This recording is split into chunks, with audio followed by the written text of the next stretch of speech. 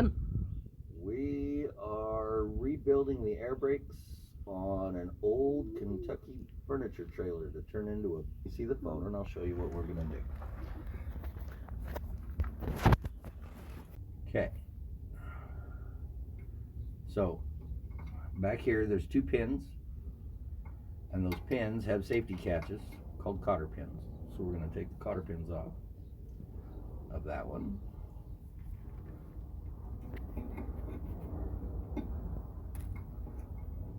There's one pin out. Straighten the cotter pin on this one.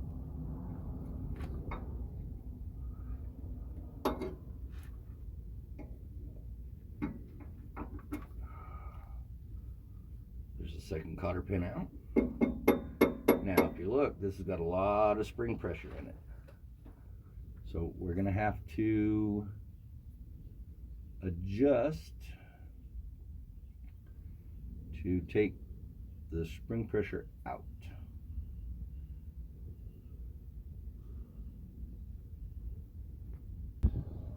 So I have to be able to release the spring pressure off of the brakes because technically the emergency brakes are set right now. So what I'm gonna do is I'm gonna pull the two upper air lines, and then I'm gonna relieve the spring pressure on the canister because it's got a big spring in it, and when you activate the air, it pulls a diaphragm in here that pushes this diaphragm forward to make the brakes release. And then when you step on the brakes, the air pressure comes in the front one and it pushes it back to apply the brakes. But there's a big spring inside of here, and it uses air pressure to release the spring so that it'll release the emergency brakes on the trailer. Some trucks only have emergency brake canisters on one axle. Most trailers have emergency brakes on two axles. So how I'm gonna do this is once I get these lines loose, I'm gonna take the two bolts loose that hold this to see if I can get enough room to be able to pull this pin out, because this has to come off anyways, because this is what we're replacing. So let's get her done.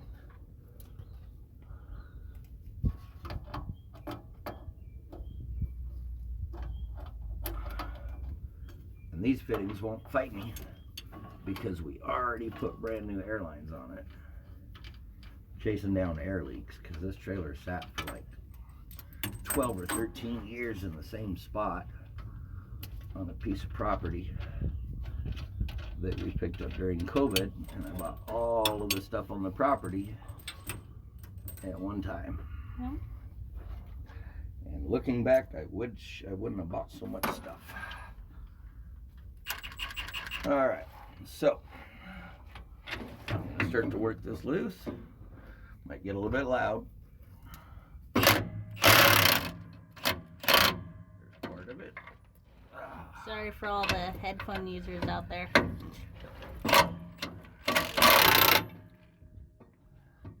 Man, there's a lot of junk under here. There's another one.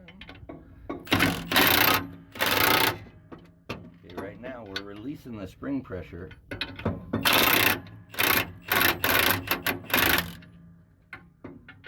just gotta go.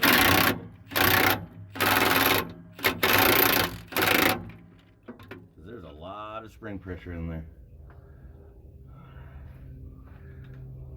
I still don't know. Good thing it's hooked up.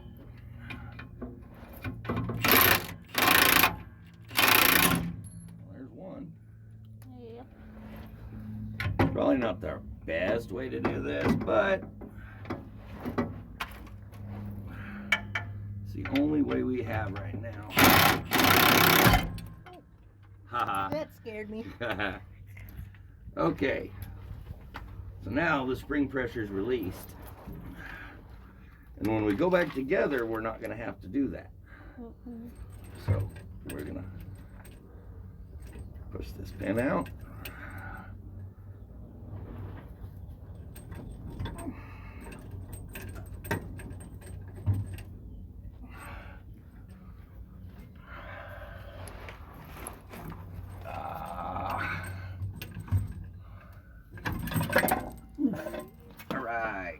it's out.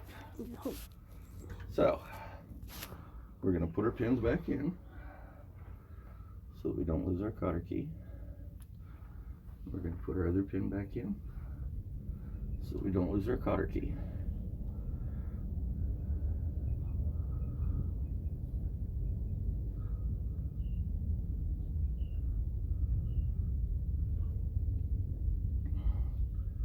All right, we'll be back in just a second. We're going to get out from under the semi, and we are going to show you how to adjust and set up for spring pressure.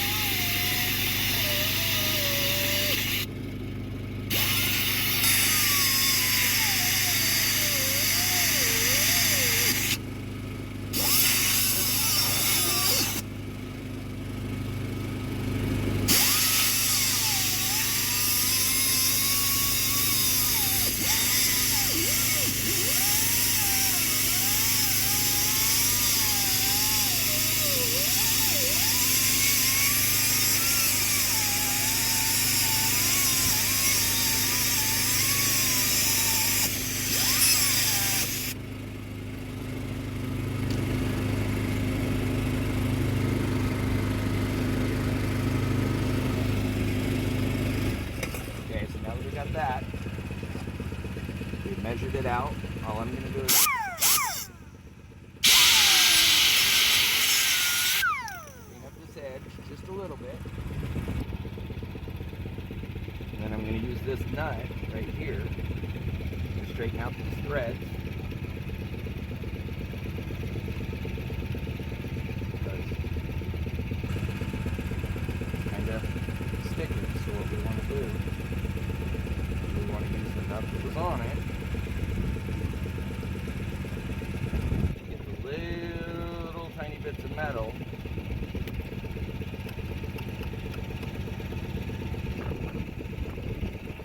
There and right there.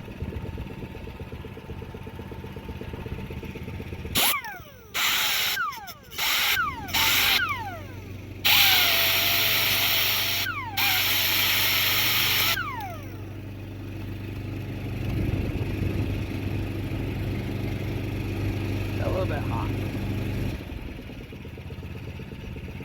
So we want to make it to where it'll hand thread on.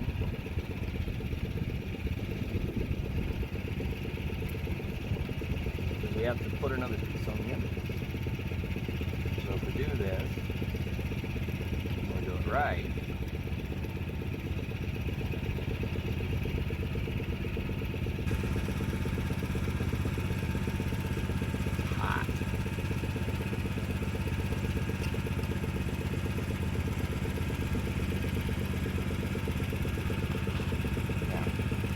So I just put it on by hand. So now we're going to get our anchor. We're going to thread this on the end of it.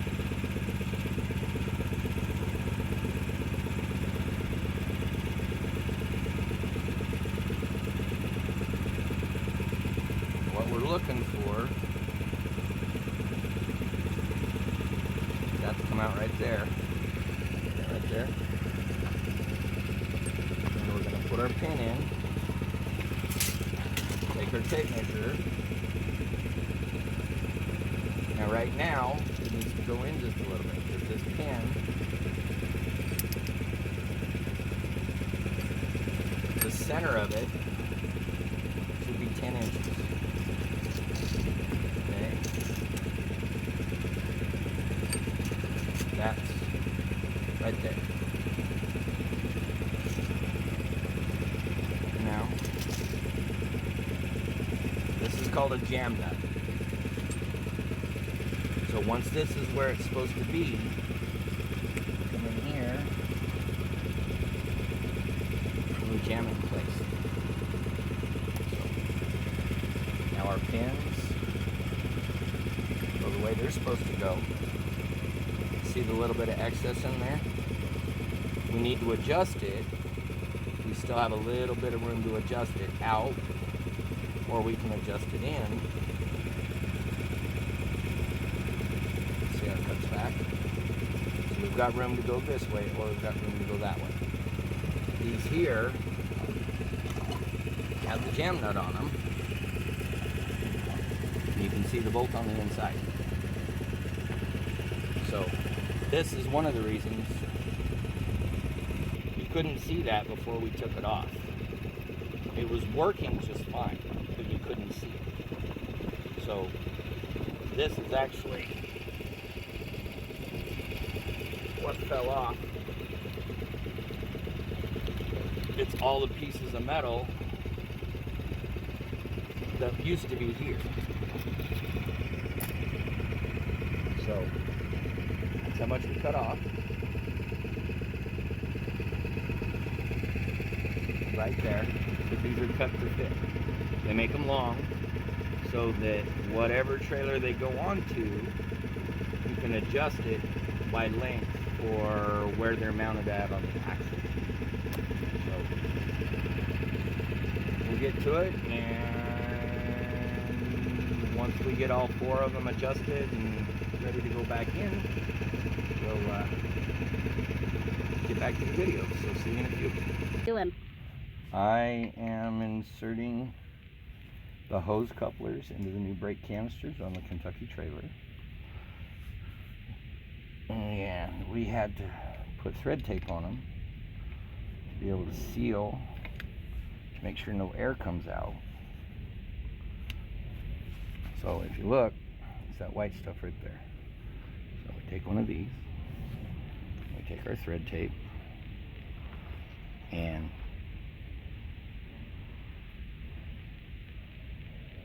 in order to keep the thread tape on it, you always go in this direction right here. So you hold your thread tape in your right hand, you hold your part in your left hand, and you turn the part clockwise. So see how it's going clockwise like a clock would? And you do it. So that when we do this, we get thread tape on it. But when you screw it in, it always holds the thread tape. If you tape it backwards, it could just push it up. So watch. Put it in here.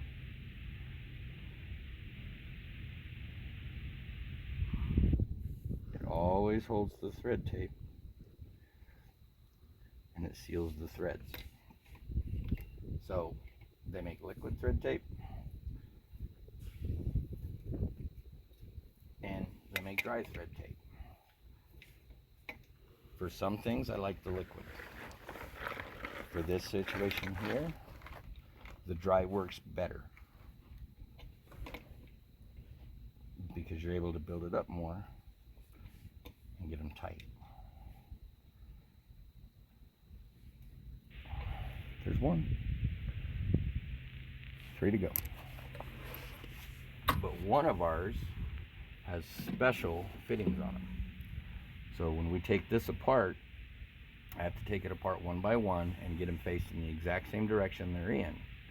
But if you look, we'd already had this together with new hoses and new lines to be able to troubleshoot the trailer to figure out what was wrong with it. So here we are. And I'm gonna do this one. Okay, so how I do it is I set this one exactly the same. See how they're facing the exact same way? What I'm going to do is I'm going to take this one out so that I don't have to take this one out. Yep. Oh, maybe. Get grumpy with it. Might have to get a bigger ring.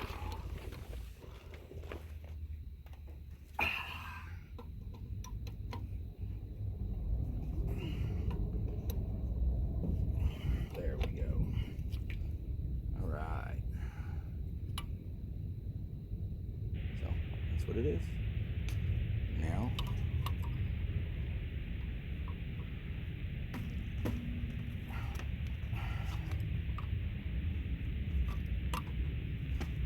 working with brass, which is what this is. You always want to use a smaller wrench than what you think you need. That way you don't put too much leverage on it and hurt it. When you're working with steel, you can work with bigger wrenches, you can work with bigger sockets, but brass is very fragile. So, now let's see if I can get this one apart.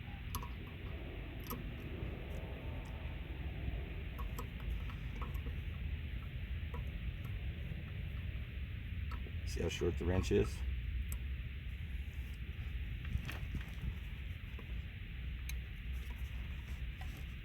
Might have to get a bigger wrench.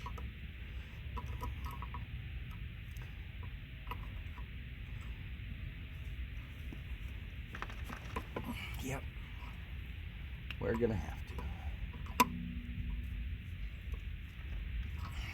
I don't see any way.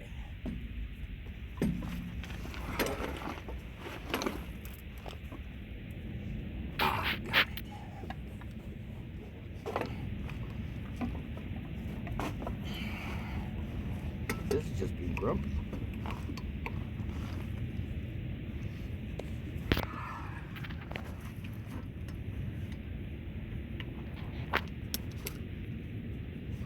Finally got it. Oh, stuck in there. Guess what we get to do? We get to go to the store. Yay! And buy one of these. Because if I try and get this one out of here, because this is aluminum, this is steel. You're gonna break it? This is brass. I'm gonna ruin the threads. Right here. I'm gonna ruin the threads trying to get it out of there. So we have to go buy, because this piece here,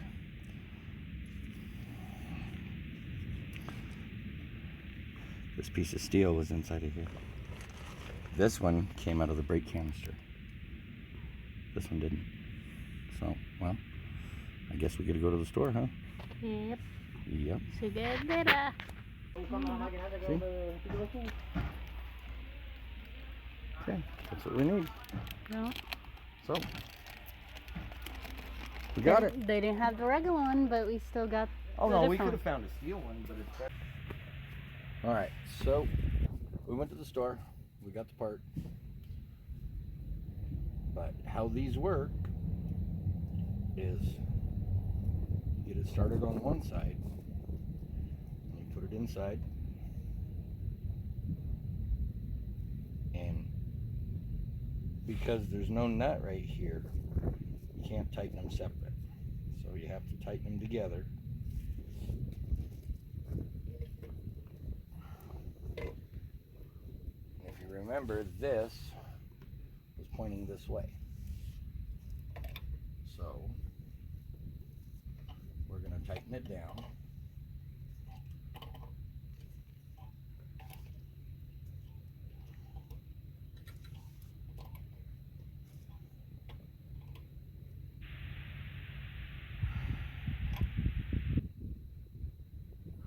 Okay. Now we got our piece that goes back on the front. It's got new thread tape on it. This is going to go here.